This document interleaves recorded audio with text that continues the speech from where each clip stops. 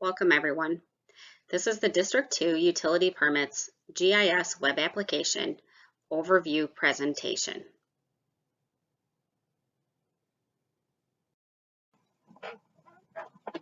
To get the project off on the right foot, we loosely chose a basic set of goals. First, we were looking to reduce the amount of time it takes to process the utility permits.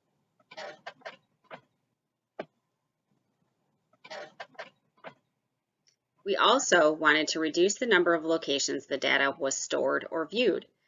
At that time, we were working with Access databases, Excel spreadsheets, paper maps, Google Maps, and handwritten notes in notebooks.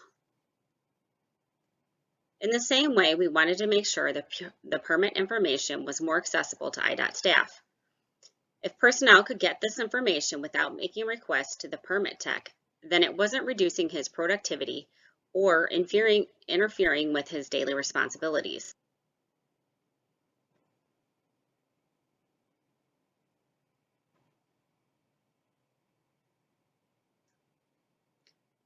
Finally, we wanted to make the finalized permit information easier to find. At the time this project was started, the utility permit tech had retired and a new person had stepped into that position. The previous technician had left behind a manual of job duties and things to look out for when processing the utility permits. When reviewing that document, it was easy to see that a lot of the things that they were doing on a daily basis could be done right inside of GIS. One of the things that they were doing was checking the MYP to see if the permits impacted any of the construction projects. They were also verifying side streets and checking for the nearest cities and towns and making work zone location maps if they needed to. They also needed to know if the utility permit was along a significant route. They could open Google Earth and verify the location for traffic control. Then all of the information that they gathered would be entered into the Access database. But with GIS, we reduced all those tasks into one location. So you can see the side streets inside the map. You know where the nearest towns are. You can make a work zone location map and use the construction project and significant routes layers that were already available without ever leaving the web app interface. During the permit process, the utility permit tech must talk to an assortment of individuals from inside IDOT, ranging from engineers to secretaries. When he is coordinating on permits, he's going back and forth with multiple people and also navigating the various software to find information. He may be going into an Access database to look up a permit, or looking at paper strip maps to find a section, or grabbing a file folder to gather old information. What we wanted to do is take these different types of tracking and documentation and reduce them into GIS. So if you needed information on one of these permits, it was easily found. Then all the various people who needed to see this information were given a view of the project. So if they needed to find information rather than going right to the utility permit technician, they could go into GIS for themselves and find the information that they need. Let's take a look at some of the functionality from inside the utility permit web application. We're going to start with the tools in the upper right-hand corner, the first one being the field reporting tool. So from inside this tool, we can draw a box on the map and select features.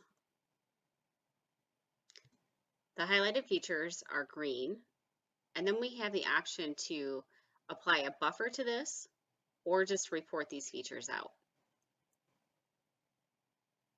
So right now we have 0 point features selected and 30 line features selected. If we expand these, then we get a condensed version of the attributes in the results window. So this just makes it easier if the permit tech is looking in a specific area for a certain permit. He can select them on the map and then view the results.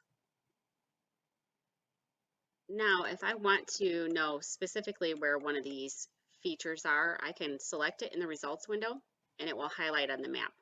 This one is just a little tiny feature right here in the middle. But as these change, the different features highlight.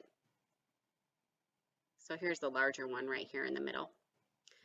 Then also we can download these features to a CSV, a file geodatabase, or a shapefile. So say you're going out in the field and you just want a rough report of some of these features so you can look at it when you're out there and make notes. Click download. Open the download, and then the Excel file opens with just the records that we have selected on the map. You also have the option to print this to a little bit neater format. What it does, it gives you a report, so you can change the different layouts of your report and then print it. And it will give you a location map at the top here, and then it gives you a summary of how many different features you have selected. And then it lists all the features at the bottom with all of the attributes that were in the results window. So this one, I think we had 30 different features selected. And then here's the rest of the attributes that didn't fit on the page from the top. So, and you can see then here is our location map for all the features we had selected.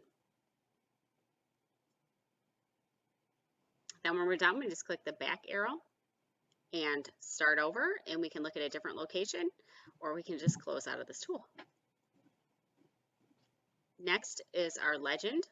The legend only shows active layers. So right now, only our point and line features layers are active in the map. If we go to our layers list, then we can turn on different layers. So say we turn on the road construction.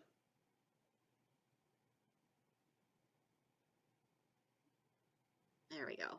Zoom out, and we can see that those features have drawn in the map. Now, if we go back to our legend, the road construction will be listed at the bottom. Let's turn that back off and close out of that one also. Next, we have our filter tool. So this one has a predefined filter in it that will query out all of the active permits and only show us our finalized permits. So if we turn these on, the features that are left inside the map, these are our finalized permits. So if we're looking up historical data, this is how you would clean up the map a little bit, make things easier to find. And when you're done, you want to turn off both of the filters at the same time, just click the button at the bottom. Otherwise, you can turn off each individual filter.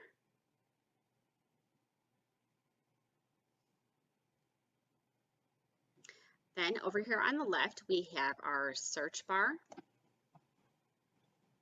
In the search bar, we can search the different layers. So the way this one is set up, we can search our utility permit number.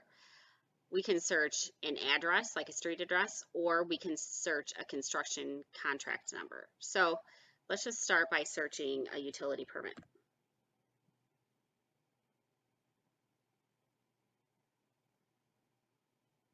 Once we hit enter, the feature highlights on the map, and the map zooms to the location of that utility permit. So that makes it a lot nicer for when you're trying to find permits. Sometimes you don't have all of the information, and if you have the permit number, you can zoom right to that feature. Then if you click on the feature, you open the pop-up, and you can see all the attributes with that permit.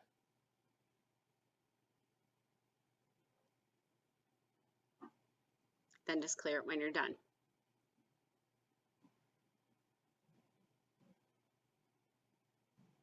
Next, we have the Smart Editor tool. So inside the Smart Editor has feature templates for the point layer and the line layer. This is how the utility permit technician adds new features to the map. So when he receives an application, depending on what type of permit it is, if it's a fire hydrant or a handhold, then he would use the point feature template. If you scroll down below that, then you can see the line features for electric, soil boring, fiber, telephone.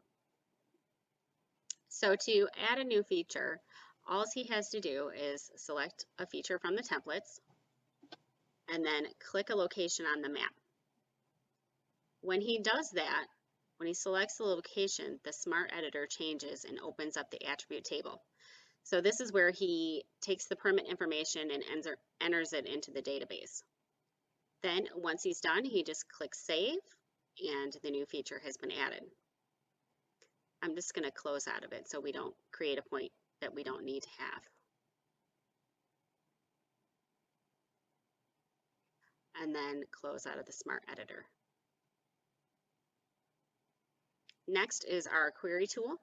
So inside the query tool is a list of various different queries that were copied over from the Access database. So these were just queries that the previous utility permit technician had set up and they used for finding information from that database. If at any time the current technician or maybe the technician after this person decides that they don't want to have all of these utility permit queries, they just don't think they're necessary, these can be removed or changed or customized at any time. So there's kind of a long list here now, but like I said, these were just ones that were copied over. So like I said, at any time if he wants to change this or delete some that he's not using, it's completely customizable, so that can be done. So let's just run one of these queries. Let's run an applicant's query. So if we select our applicant, let's just say we're looking for all permits that are AT&T. Click apply. So here's the same basic concept as what we had in the field report tool. It gives us a condensed version of the attributes. So these are also customizable. We can change this. If he needs more information here, we can add fields or remove fields at any time. So there's a lot of flexibility in this web application. So it tells us right now that we have 33 features selected for AT&T. We can click on any one of these and the map will zoom and open the pop-up for that specific feature. You can see as we can scroll through, we can just click and the map changes.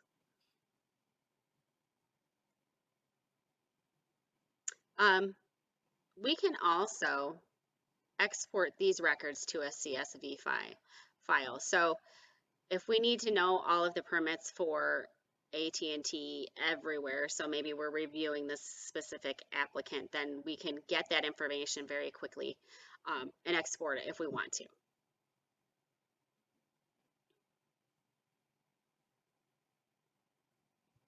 Then when we're done, we just close the query tool.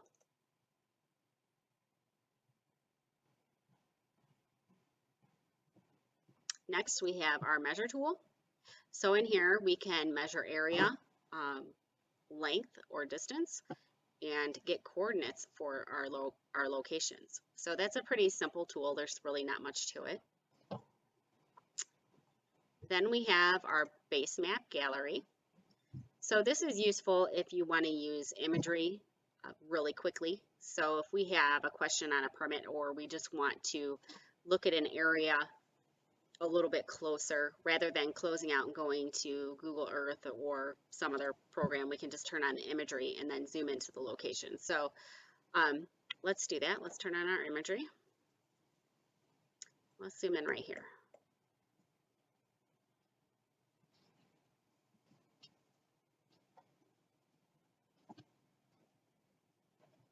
So here we can take a look at the aerial photography and just, get a quick idea of what's going on at the different permit locations. So that's kind of helpful. And then when we're done, we just return the map or the base map back to the topographic base map. And then finally, we have the print button. So what this does is this prints out a location map of just the view area. So what you're looking at here is going to be what our map is going to look like. So it creates a PDF of the view, and then you just click on the PDF when it's done processing, and there's your map. So this one's good for, if you're going out in the field and you want to make notes on your map, or you want to have something that you can stick in a file, which, is we're kind of getting away from that, but some people still like to have this option. So it's there if anybody wants it. It's clear and close out. Then we also have a coordinate tool down here at the bottom. So if you notice, as I move my mouse around the map, the coordinates are changing. So say you need to find out some coordinates real quickly. You can click on the button to the left and then click a location on the map and it'll give you the coordinates. So right now mine's set in degrees, but you'll notice now as I'm moving my mouse around, the coordinates are not changing. Then to turn that off, just click the little button again, and now your coordinates will move again. Also down here at the bottom of the map is the Open Attribute tab. So if you have features selected, this will open the attribute table that will show you all of the attributes for each one of the features. So we have our point features here and our line features here. So then you can scroll through and look at everything that's shown, which is not necessarily shown in the pop-ups because the pop-ups were custom. So we took a lot of this stuff out just to make it faster when the utility permit technician is looking at features on the map.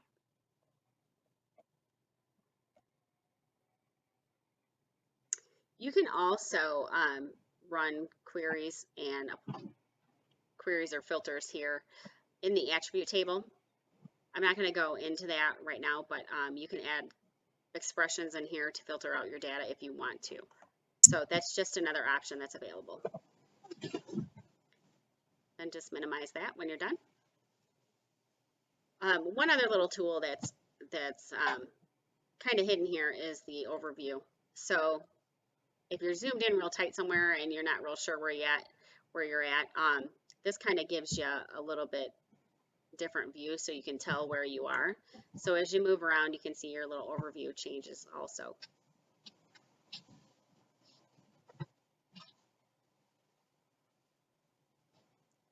So now let's talk about the pop-ups because the pop-ups have a little bit of customization in them also.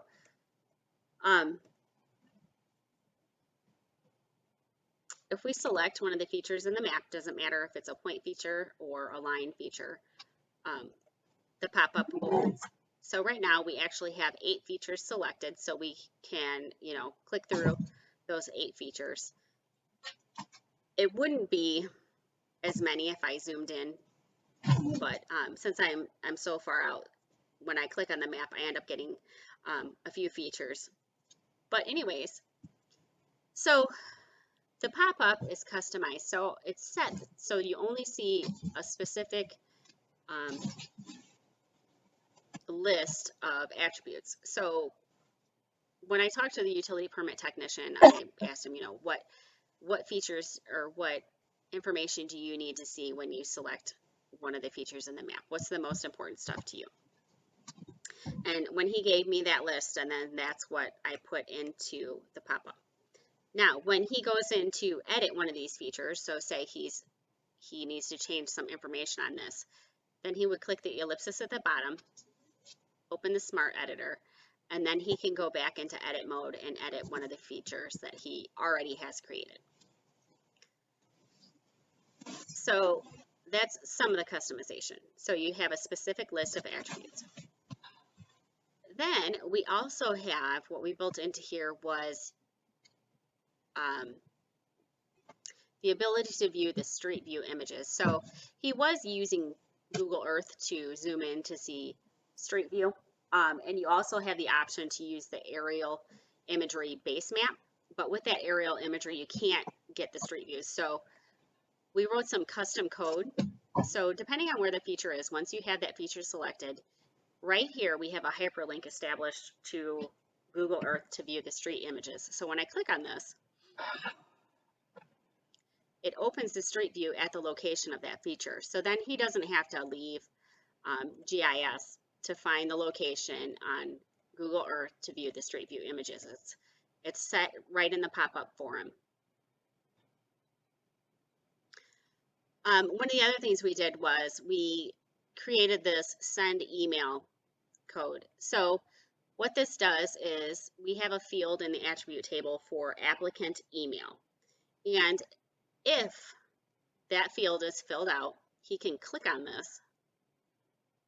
And what it does is it opens email, and it has the utility permit application, the permit number, the route, and the county already filled out in the subject line, and then it would have the applicant's email address right here. So then he can just type them a quick message and send it right from his pop-up.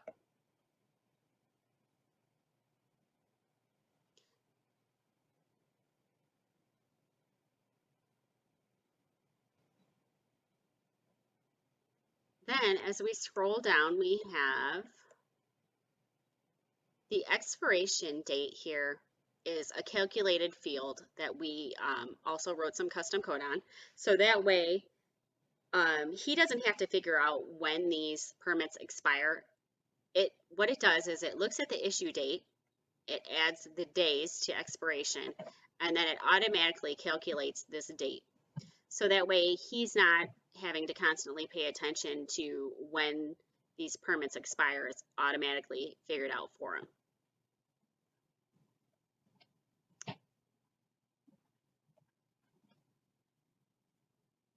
Then at the bottom, we have two links. So this first link is to the Projectwise file. So if he has permit information and he saved it to a file location inside of Projectwise, he just has to click that little image of the Projectwise icon. And what it does is it opens Projectwise Explorer, and it'll open to the location of the PDF of the file documentation, and then it highlights the name, but you still have to click on that PDF to open it. So right here, it's 2/21/518 was the permit that we had selected, and then we just have to click on it to open it.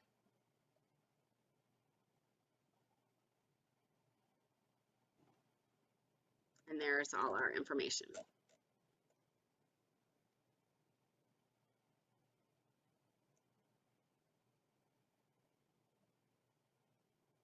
Now there's a second link here, and this one's still in progress, but this one goes to the Bentley Webview, and it does not, it'll open to the file folder that holds the utility permits, but at that point then each one of those permits has its own web ID number. So all of those web IDs have to be correlated to the points and lines in the map. So that one's still in progress. That one's not entirely functional yet, but it will be in the future. So the icon is there and you can open the Bentley web app view, but it doesn't go right to the permit like the Projectwise Explorer link does. And so that is the overview of the utility permit web application. Now that the utility permit web application is mostly done, what other possibilities exist that could help expedite the process? What we're looking at here is the Operations 1113 form for the utility permit application. So this is the form that the applicants use, and I believe that this one is posted on the intranet site. So they fill out all this information when they want to submit a request to DOT for a utility permit. What if we could take this form and make it electronic through GIS and have it create points on a map so that instead of the utility permit technician taking this form and re-entering it into the database, the applicant would automatically be editing right in the database from the form. With Survey 123, we can do that. So here we have a duplication of that permit. So it's all the same permit information. Everything is the same as what was on the form, the PDF form. And the applicant would enter right into this survey and then be able to create a point on a map, and all of the attribute information would go with it. Well, then that layer would be shown in the utility permit technician's web application. So he would be able to see when new features were created. So this is one option. District 2 never got through the entire process of creating this. This project kind of stalled out. It was kind of a side project. But then in the meantime, GIS came out with smart forms. So we also have the option now of creating a map that the applicants could enter their permit information in directly. And what they're actually doing is they would be able to edit the same feature layers that the utility permit technician edits, but they would be restricted in what fields they could enter and the information that they could edit. So they have the same feature templates over here that the utility permit technician uses. So they can create a new application for each one of these different types of feature template. So all they have to do is click on this, and it's identical to the smart editor in the web application. You select the point, you click on the map, and then there's a pop-up that comes up. And let's zoom in. And then they can enter the information. Then what that does is it saves the utility permit technician from having to create or re-enter information off of an application.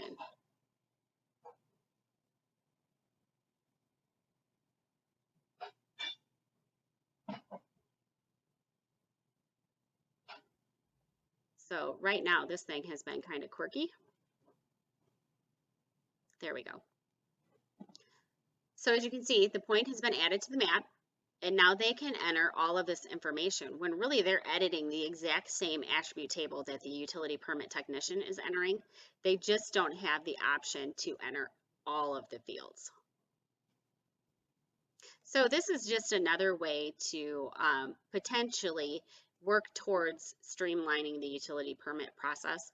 Some things to think about, but in the meantime, there's also, if you create a form in Survey 123, how does that impact records management, or how is that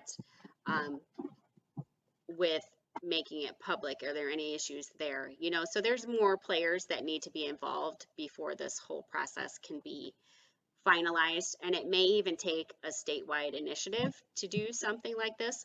But just so people are aware, there's a lot of different ways that GIS can be beneficial to the state and to some of the processes that we do every single day.